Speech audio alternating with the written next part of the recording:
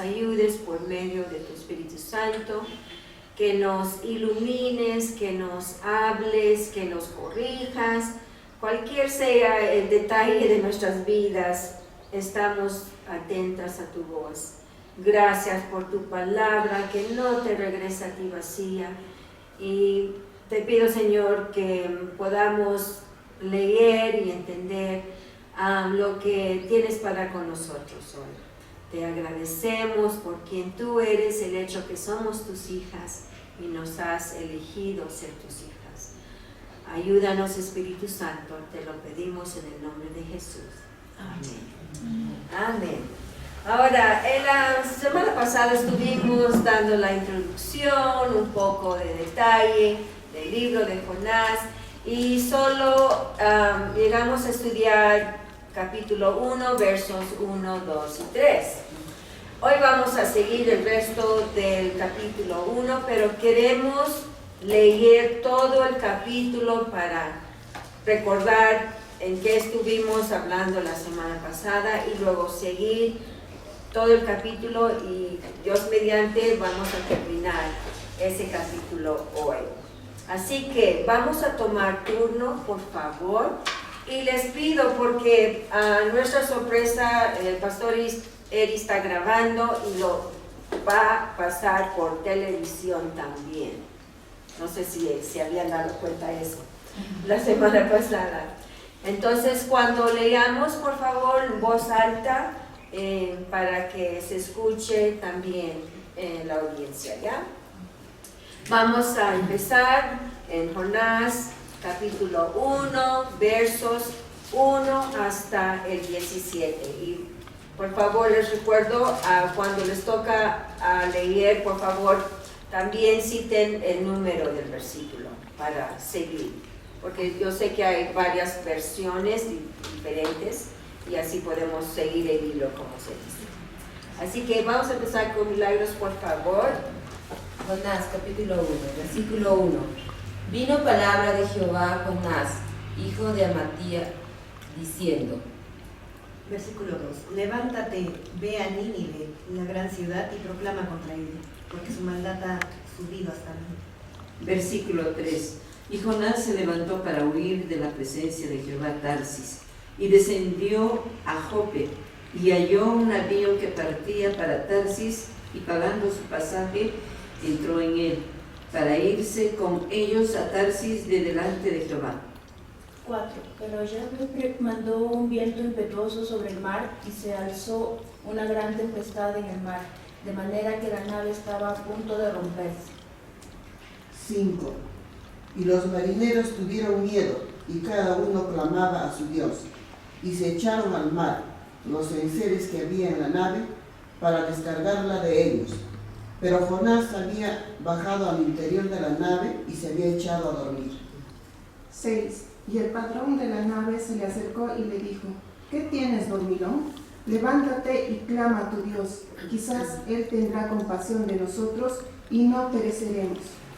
Versículo 7. Y dijeron, cada uno a su compañero, venid y echamos suertes, para que sepamos por causa de quién nos ha venido este mal. Y echaron suertes, y la suerte cayó sobre Jonás. Versículo 8. Entonces le dijeron, decláranos ahora por causa de quién nos ha venido esta calamidad. ¿Qué oficio tienes? ¿Y de dónde vienes? ¿Cuál es tu tierra? ¿Y de qué pueblo eres? Versículo 9. Y él le respondió: soy hebreo, y temo a Jehová, Dios de los cielos, que hizo el mar y la tierra. Versículo 10. Los hombres se atemorizaron en gran manera y le dijeron: ¿qué es esto que has hecho? Porque ellos sabían que él huía de la presencia del Señor, por lo que él les había declarado. Versículo 11. Y dijéronle: ¿qué te haremos para que la mar se nos quite? Porque la mar iba a más y se embravecía. 12. Y él respondió: alzadme el vilo y arrojadme al mar, y se os calmará, pues yo sé que por mi causa os ha sobrevenido esta gran tempestad. 13. Y aquellos hombres trabajaron para hacer volver la nave a tierra, mas no pudieron, porque el mar se iba embraveciendo más y más contra ellos. Versículo 14. Entonces clamaron a Jehová y dijeron: Te rogamos ahora, Jehová, que no perezcamos nosotros por la vida de este hombre, ni ponga sobre nosotros la sangre inocente, porque tú, Jehová, has hecho como has querido. 15. Y tomaron a Jonás y lo echaron al mar, y el mar se aquitó de su furor.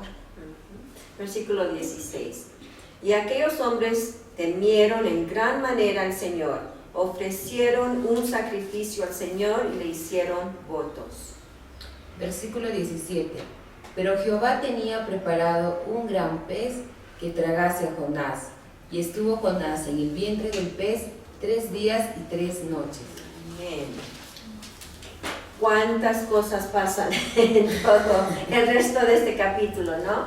Recordemos que Jonás tomó una decisión de desobedecer a Dios en el mandato de ir a Nínive y hablar condenación, porque Dios se daba cuenta que ese pueblo necesitaba de él. Y Jonás no quería hacerlo, porque no quería que se salvaran los de Nínive. Y decidió, tomó un plan B, no el plan A de Dios, sino plan B, su propio plan.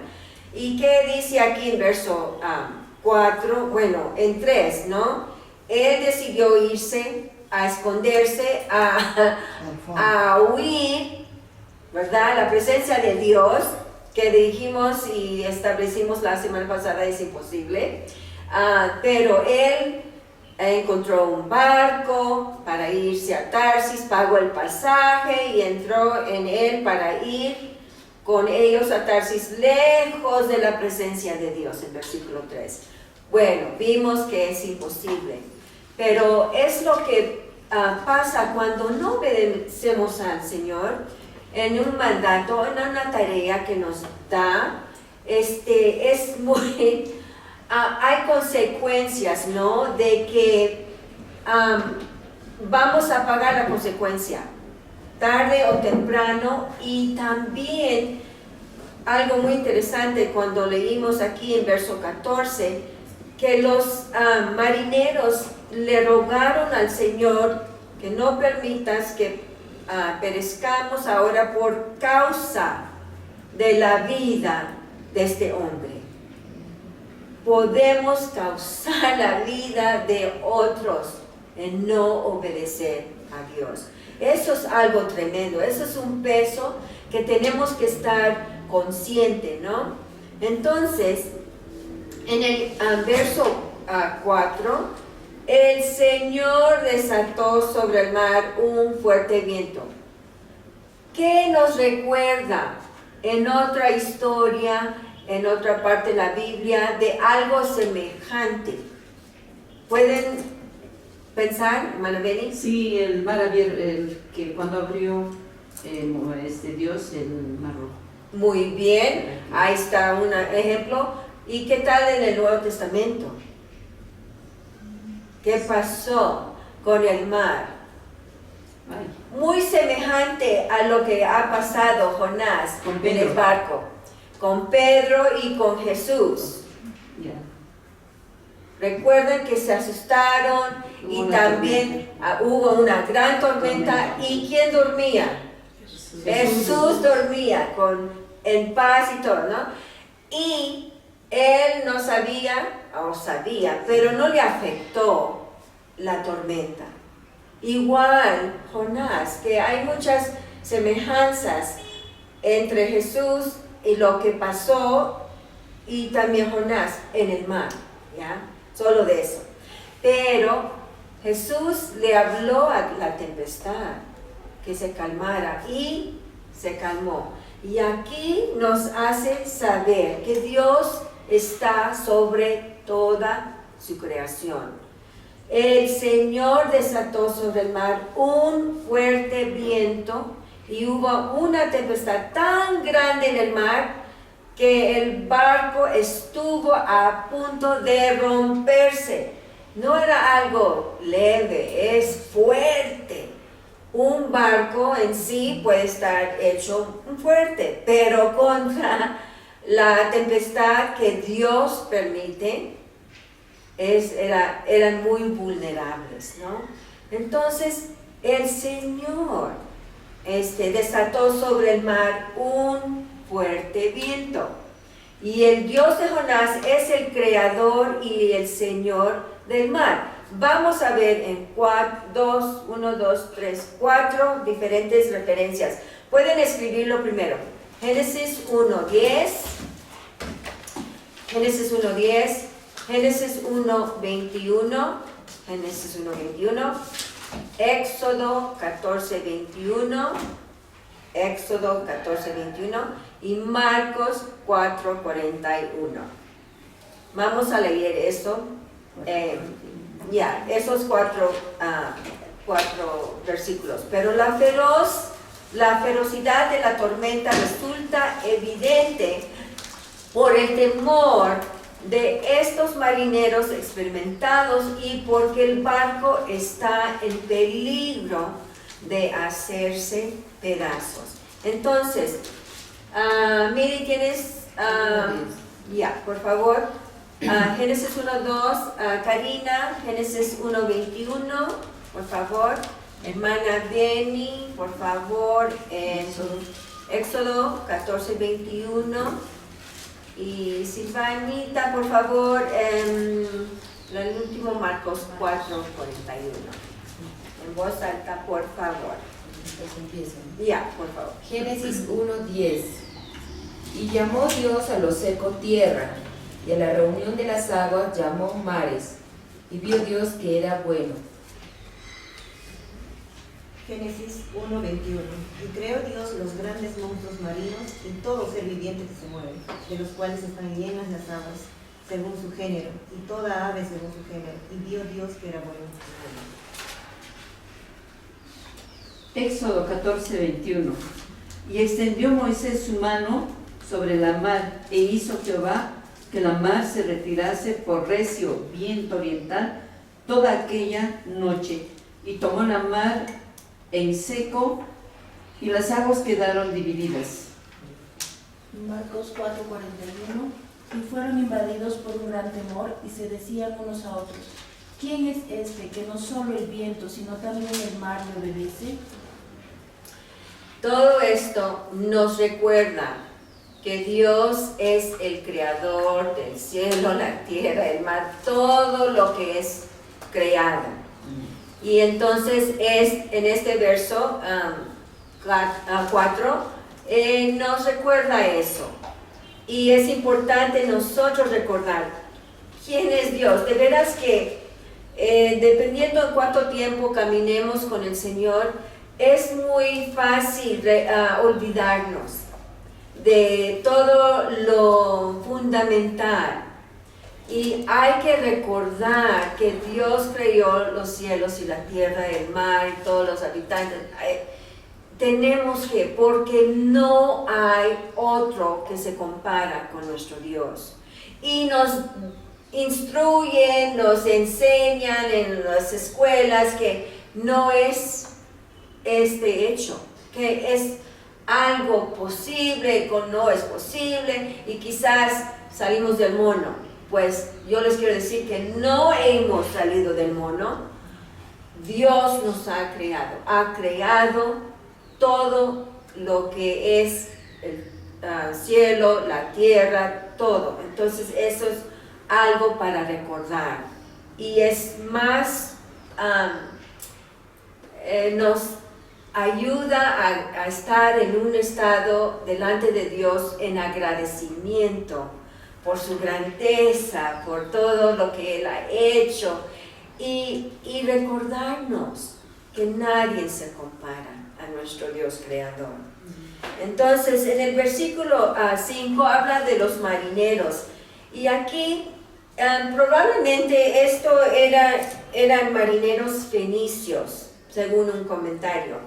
Y desde el año 1000 antes de Cristo, ellos ya comerciaban en el oeste del Mediterráneo. Entonces, vamos a regresar a la escena, ¿no? El capitán, con toda la tempestad, le dijo, ¿cómo es que estás durmiendo? ¿Por qué? ¿A quién se dirige? Pues todos los demás están trabajando, ¿no? Y Jonás, ¿dónde se encuentra? Durmiendo, tranquilo, creyendo que se ha escondido y se ha alejado de la presencia de Dios. Pero es algo interesante que los marineros se dan cuenta que algo está mal. Esto no es normal. Entonces quieren ver cómo, dónde, quién ha causado tal episodio de sus vidas, ¿no? Pero dicen, regresando al 5, los marineros tuvieron miedo y cada uno clamaba a su Dios. ¿Es mayúscula, minúscula? Dios. Minúscula, porque me imagino que había muchas creencias, muchos dioses, pero no conocían al Dios de Israel, al Dios creador de Jonás. No todavía, ¿verdad? No todavía. Entonces eso es muy interesante, que tienen que fijarse cuando habla de Dios, ¿qué Dios? Si es minúscula, no está hablando de nuestro creador. Entonces, y arrojaron al mar la carga que estaba en el barco para aligerarla. Pero Jonás había bajado a la bodega del barco, se había acostado y dormía profundamente. No era un liviano sueño, no. Estaba él en su descanso total. Y los pobres marineros espantados, ¿ya? Haciendo todo lo físico para aliviar la posibilidad de hundirse, ¿no? Perder sus vidas y el barco. Ahora, se da cuenta el capitán y se le acerca al que no está trabajando, que no está preocupado, el que no está despierto, y le pregunta, ¿verdad? ¿Cómo que estás durmiendo? Lógica la pregunta, ¿no? Es lógica. Levántate, mira lo que le dice. Levántate, invoca a tu Dios. Quizás tu Dios piense en nosotros y no pereceremos. Este capitán, de rogarle a su Dios, ve que no hay respuesta. No hubo respuesta. Entonces se dirige a Jonás que él le ruegue a su Dios, mayúscula, ¿ya? Y quizás no van a perder sus vidas, no van a perecer. Interesante que de un pagano, un gentil no creyendo en el Creador, está en una posición de desesperación, ¿ok? Mi Dios no me responde. A ver, tu Dios, quizás tu Dios, ¿verdad? Quizás, es posible, no sé qué más hacer. El capitán, por ser capitán, se encarga de las vidas de todos los marineros, todos los que están en el barco. Va a hacer todo lo posible para aliviar el asunto de donde se pueda. Ahora, hicieron lo físico, descargaron el barco, pero todavía están en una gran tempestad. Ahora, ¿qué hago? Así, bueno, tu Dios, por favor, ruégale. Quizás tenemos ocasión de no perecer. Entonces, wow.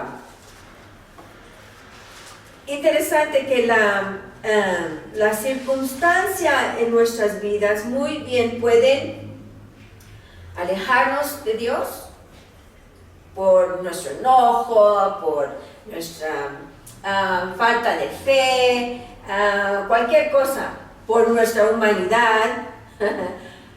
Pero también hay ocasiones que nos atrae el Señor hacia Él. porque no podemos ver otro medio, otro que nos puede proveer lo que hay necesidad, de lo que hay necesidad. Entonces, es muy importante, ¿no?, de que tengamos conciencia de lo que pasemos, las circunstancias. Hablamos con alguien y les inculcábamos que no es que vivimos por circunstancia, porque la circunstancia sube, baja, se engrandece, se hace pequeña y cambia. Pero el que no cambia es nuestro Creador. Y también sus principios, su palabra, sus promesas no cambian. Entonces mejor vamos a descansar, vamos a confiar en el Creador, en el Señor, en Dios y no en la circunstancia. Porque de veras la esperanza debe de ser. Debemos tener esa esperanza en Dios. Ahora, en versículo 7, dice, y cada uno dijo a su compañero, venid, echamos suertes, venid, echamos suertes. ¿Suena algo similar de lo que hemos estudiado antes? Sí. Para saber por causa de quién nos ha venido esta calamidad. Y echaron suertes y cayó la suerte sobre Jonás. Obvio, ¿no? ¿Por qué? ¿Recuerdan en el libro de Esther, en ese estudio, hasta se echaron suertes cada día por un año para decidir qué día iba a tomar realidad el plan de exterminio de todo el pueblo judío? Hay veces en la palabra de Dios se repite y se hace de nuevo. ¿Y por qué? Es cosa que no se usa. Bueno, los cristianos no usamos. Yo no uso echar suertes a ver qué dice el Señor. No, ya está la palabra. ¿Qué dice el Señor? ¿Ya? Nos da discernimiento, nos da su palabra, sus promesas. Y vamos a seguir lo que Él dice, que ya tenemos la ventaja de su palabra escrita, ¿verdad? En esos días usaban, recuerdan que habíamos dicho esto, que echar suertes era una forma común de adivinación en el mundo antiguo y era un medio usado para descubrir la voluntad de los dioses, no minúscula. Pero este método de discernir la voluntad del Dios verdadero no estaba prohibido en el antiguo Israel, porque el Señor gobierna aún en las suertes. ¿Quién sabe? ¿Quién es el que sabe cómo va a salir de la suerte? Dios, ¿no? Entonces se permitía tal acción.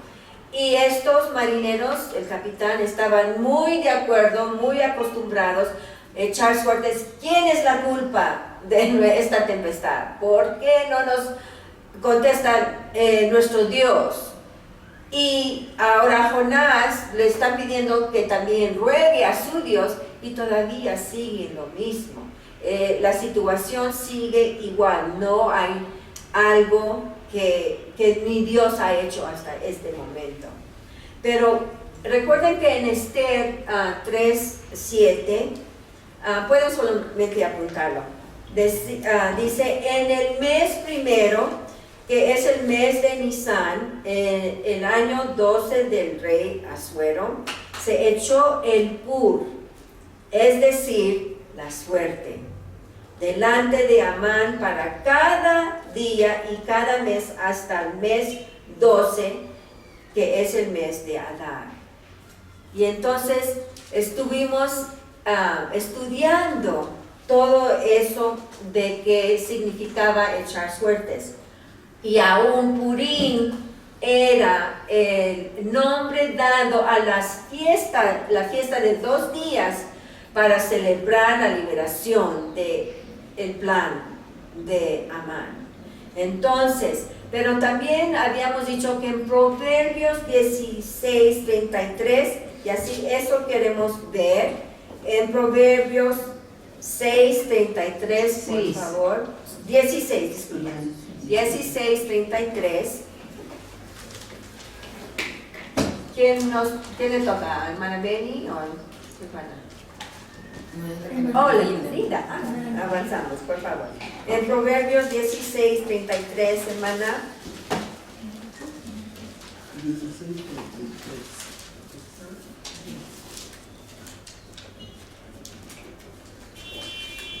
La suerte se echa en el regazo, mas de Jehová es la decisión de ella. Ahí está el asunto. Para nosotros y para los cristianos, para los que creían en el Dios verdadero, se permitía echar suerte porque tenían esto en mente en Proverbios 16:33, porque más del Señor viene toda decisión. Puede ser cualquier método que ocupen cualquier persona, pero Dios va a determinarlo y en eso descansamos, ¿no? Y también usaron echar suertes en el Nuevo Testamento, en Hechos 1, de 24 a 26. Hechos 1, 24 a 26. Vania, por favor, ¿lo puedes leer? Hechos 1, del 24 al 26. Y orando dijeron: Tú, Señor, que conoces los corazones de todos, muestra cuál de tus dos has escogido, para que tome la parte de este ministerio y apostolado de que cayó Judas por transgresión, para irse a su propio lugar. Y les echaron suertes, y la suerte cayó sobre Matías, y fue contado con los 11 apóstoles. Exactamente, recuerden todo el lío de Judas, ¿no? Entonces él se ahorcó, traicionó al Señor, se ahorcó y tenían la necesidad de llenar ese puesto, porque Dios quería 12 apóstoles y echaron suertes, y cayó con Matías. Entonces Matías tomó el lugar de Judas. Y le sirvió, pues. Dios sabía dónde iba a caer, ¿no? Entonces Matías era la persona indicada. Ahora, regresando a Jonás 1:8, vemos en el 7 cayó la suerte sobre Jonás. Sorpresa, ¿verdad? Una gran sorpresa. No. Bueno.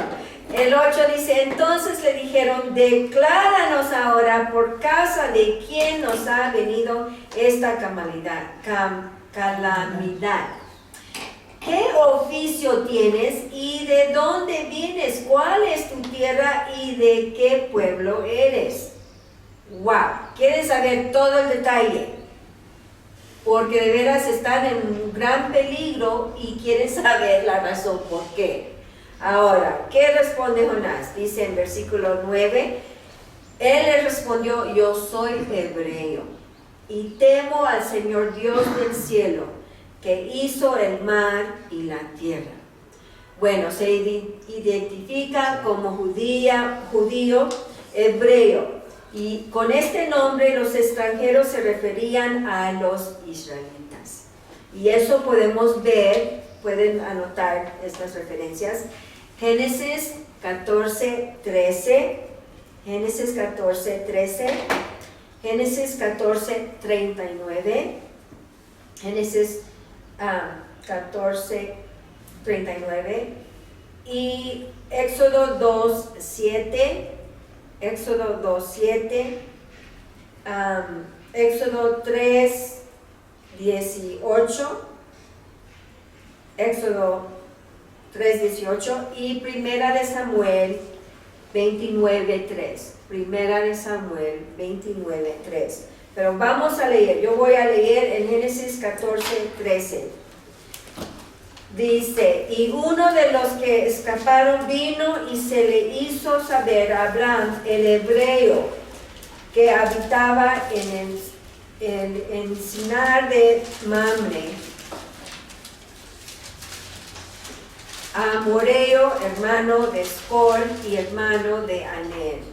Y estos eran aliados de Abraham.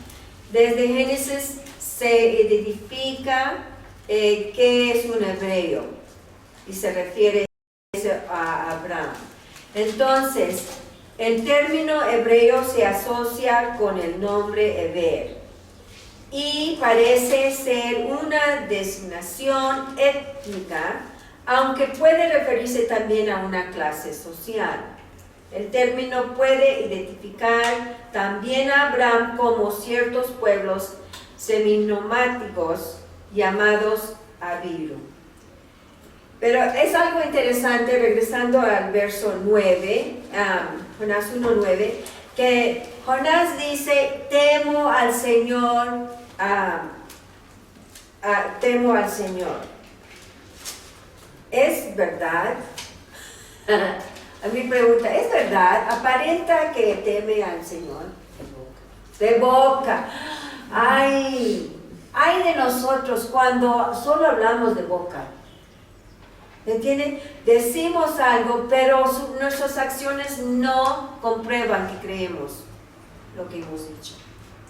Y es obvio, en la rebeldía de Jonás, dice en este momento que temo al Señor. De veras que si tenía referencia al Señor, lo hubiera obedecido desde el principio. ¿Ya? Pero Él es un buen ejemplo de la humanidad, aún siendo un profeta llamado de Dios, tuvo la libertad, por decirlo así, de desobedecer. Pero la consecuencia fue grande para con él. También Jonás se identifica en términos religiosos cuando dice temo al Señor, ¿ya?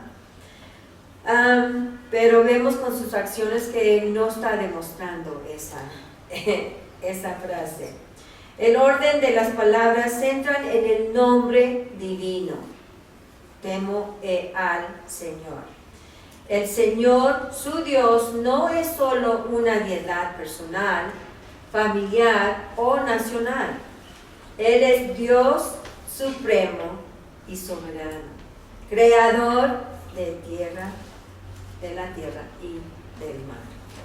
Entonces también en el verso 9 dice Dios del cielo. Qué bueno. Sí, yo creo que los marineros aún se están dando cuenta que el Dios de Jonás es el Dios del cielo, el creador de la tierra y del mar. Entonces, Dios del cielo, este título da énfasis a la trascendencia de Dios y fue usado desde la época de los patriarcas. ¿Entienden lo que es descendencia? ¿Qué significa la descendencia? Trascendencia. Un árbol genealógico. No, la trascendencia. Ya, la descendencia sí, mal hablé. La trascendencia.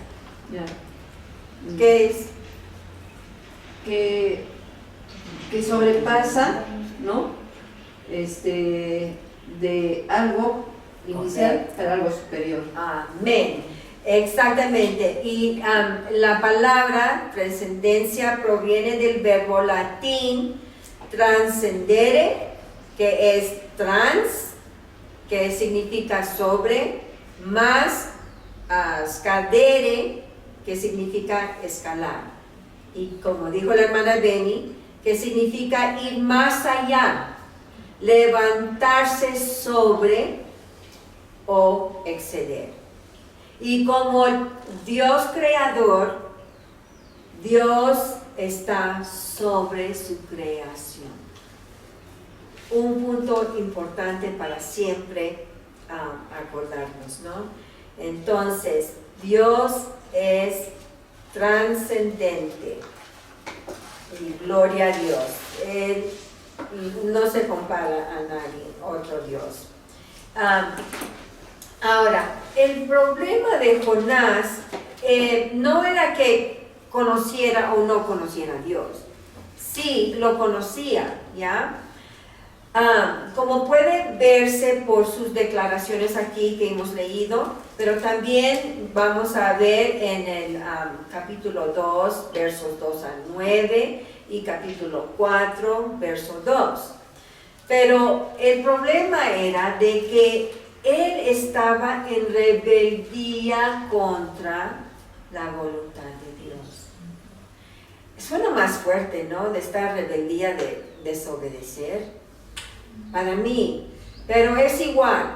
Desobediencia significa, es rebeldía, y la rebeldía es idolatría. Algo hay que pesar. Y eso lo podemos ver en 1 de Samuel 15, versos 22 y 23. 1 de Samuel 15, 22 y 23. Janie, por favor, puedes leer 1 de Samuel 15, 22 al 23.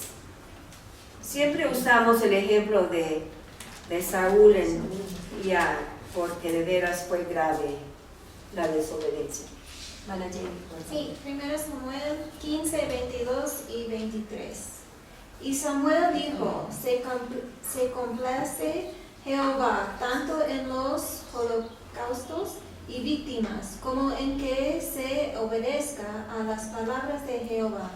Ciertamente el obedecer es mejor que los sacrificios, y el prestar atención que la grosura de los carneros, porque como pecado de adivinación es la rebelión, y como ídolos e idolatría la obstinación, por cuanto tú desechaste la palabra de Jehová, y él también te ha desechado para que no seas rey. Exacto. Dios le instruyó en detalle al rey Saúl qué debe de hacer, y tuvo su plan B. Otra vez, Dios tiene plan A y Saúl ejerció su plan B. Y el resultado fue la desobediencia. Y aquí en el verso 23 dice, porque como pecado de adivinación. ¡Oh! ¡Wow! Eso está pesado, ¿no? Es la rebelión. Jonás mostraba rebeldía a la voluntad de Dios. Y dice, y como ídolos e idolatría, la obstinación. No es algo liviano, no es algo sin gran consecuencia, la rebeldía. Saúl pagó el precio. Dios lo quitó de ser rey. Lo bajó. No había una discusión, ¿qué crees? Mira, ¿te parece? No. Dios de un solo dijo, ya no eres. Tuvo su consecuencia grande. Entonces, la brujería, según Narcis Pro, la brujería y la idolatría son pecados especialmente graves. No caigamos en rebeldía, hermanos. No caigamos en eso. Entonces, en verso 10, regresando al capítulo 1 de Jonás, verso 10, los hombres se atemorizaron en gran manera y dijeron, ¿qué es esto que has hecho? Porque ellos sabían que él huía de la presencia del Señor por lo que él les había declarado. Y ellos, el capitán con los marineros, le creyeron. Las circunstancias estaban viviendo por desobediencia de Jonás, por rebeldía de Jonás. En el verso 11, entonces le dijeron, ¿qué haremos contigo para que el mar se calme en torno nuestro? pues el mar se embravecía más y más. No había respuesta de Dios. No les respondía su oración. Y entonces en verso 12, y él les dijo, ya tiene la respuesta Jonás, ¿ya? Tomadme y lanzadme al mar, y el mar se calmará en torno vuestro, pues yo sé que por mi causa ha venido esta gran tempestad sobre vosotros. Ay, lo admite. Creía que podía huir de la presencia del Señor, es imposible, pues aquí aún dormido en el barco, Dios sabía exactamente dónde estaba. Y se dio cuenta Jonás que no iba a poder seguir a su plan B, mejor iba a rendirse a la voluntad de Dios, ¿ya? Entonces en versículo 13, los hombres se pusieron a remar con afán para volver a tierra firme, pero no pudieron porque el mar seguía embraveciéndose contra ellos. Ya conocen la respuesta, ya saben la respuesta, todavía no actúan, ¿ok? Entonces la circunstancia sigue. En versículo 14, entonces invocaron al Señor y dijeron, te rogamos, oh Señor, no permitas que perezcamos ahora por causa de la vida de este hombre, ni pongas sobre nosotros sangre inocente, porque tú, Señor, has hecho como te ha placido. Ahora le están rogando al Dios creador verdadero de Jonás. Empezaron a rogarle a sus dioses minúscula y ahora creen en el Creador y ahora van a actuar. En el 15 tomaron pues a Jonás y lo lanzaron al mar, y el mar cesó en su furia.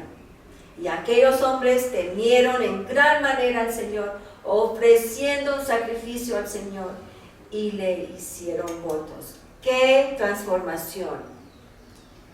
Dios ya empezó a cambiar esta circunstancia para bien de estos marineros, el capitán, todos involucrados, creyeron en el Dios de Jonás, aunque Jonás estaba desobedeciendo.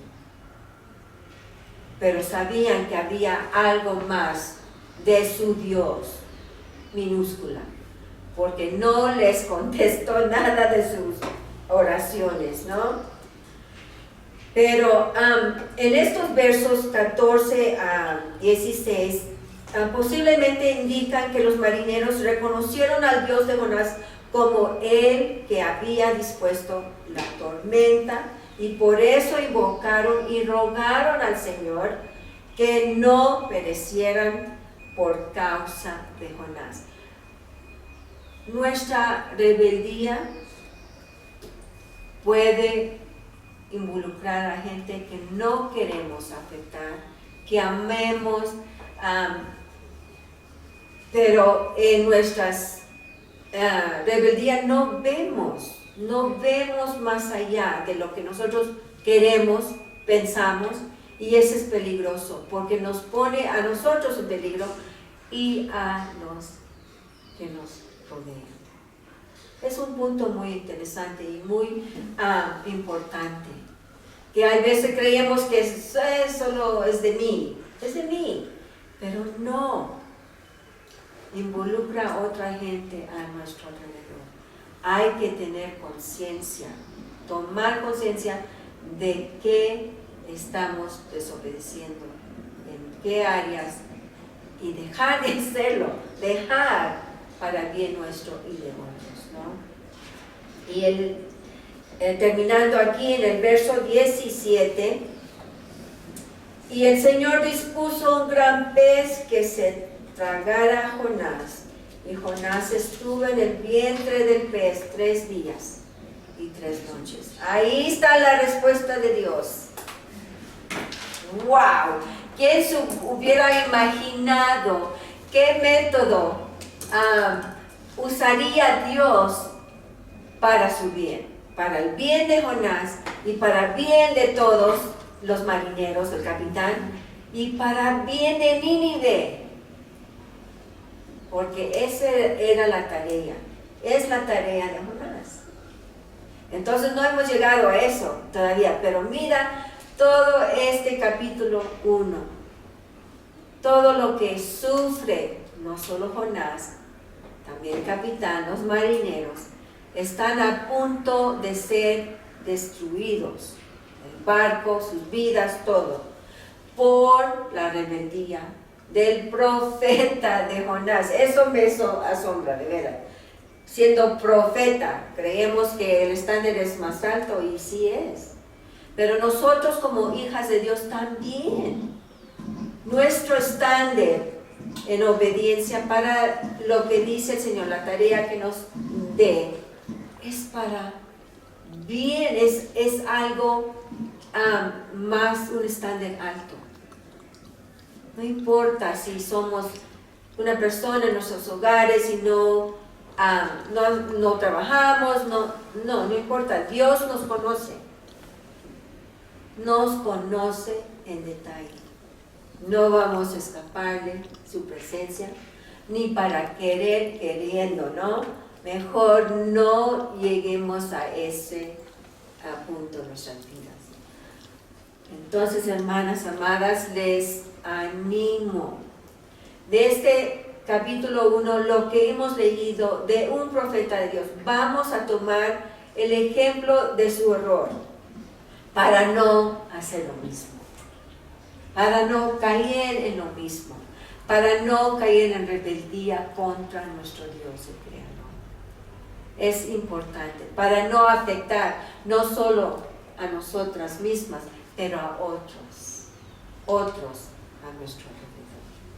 Hay que tomar en cuenta que somos hijas del Rey, de Reyes, el Creador del universo, del mar, de la tierra, y Él está sobre su creación.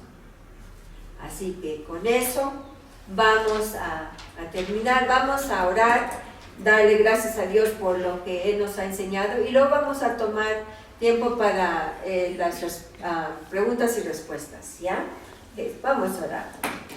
Padre eterno, gracias te damos por tu palabra. Gracias por el ejemplo de Jonás y de los detalles que él pasó en esta etapa de su vida, que sea ejemplo de cómo seguirlo y cómo no seguirlo, Señor. En obediencia mejor para nosotros, porque de veras que es mejor la obediencia que el sacrificio. Te doy gracias por cada una que está presente, por las que están escuchando, Señor, que tú obres en cada corazón, porque tú eres Dios que conoce cada detalle de nuestras vidas. A ti te lo pedimos, en ti confiamos, no solo que has escuchado, pero obrarás en las vidas de cada una de nosotras. Te damos gracias por quién eres tú y gracias por tu palabra. En el nombre de Jesús. Amén.